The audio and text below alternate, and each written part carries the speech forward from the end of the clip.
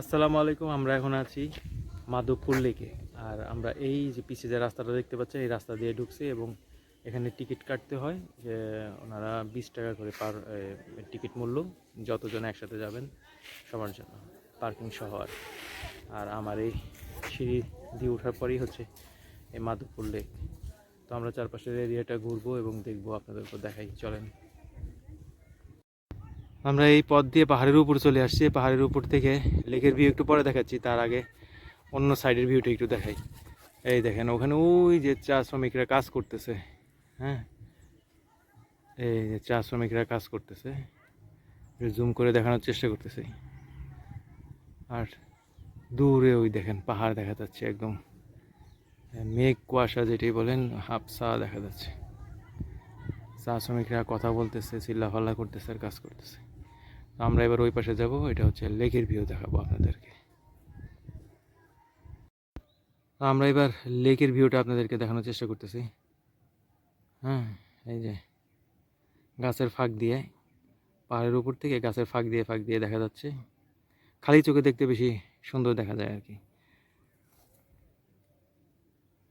নিচ থেকে তো পুরাটাই একটা ভিউ দেখা যায়, সেটা তো দেখালামই।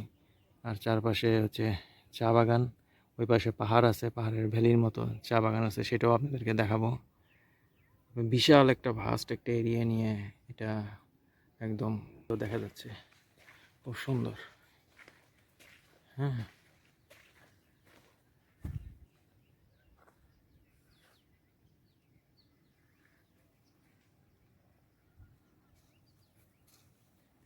মাধবপুর লেকে আসলে আপনারা অবশ্যই পাহাড়ের উপর থেকে লেকটা দেখার চেষ্টা করবেন এবং চারপাশের পরিবেশটা দেখার চেষ্টা করবেন, খুব সুন্দর লাগবে দেখতে।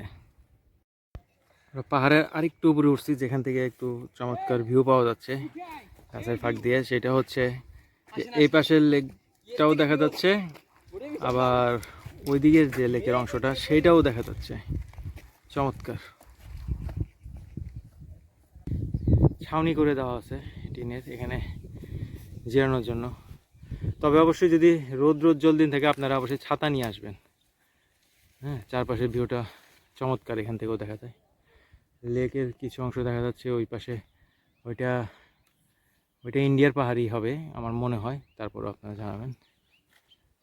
খুব সুন্দর লেকটা, আঁকা বাঁকা এদিক দিয়েও দেখা যাচ্ছে।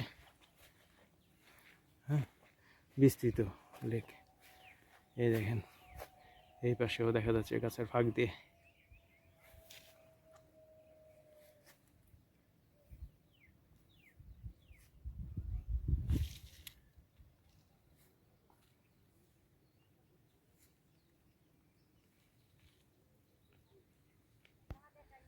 তো আমাদের মাধবপুর লেক দেখা শেষ, আমরা এখান থেকেই বিদায় নেব। আর আবার দেখা হবে অন্য কোনো স্পটে। সে পর্যন্ত সবাই সুস্থ থাকেন, ভালো থাকেন। আল্লাহ হাফেজ।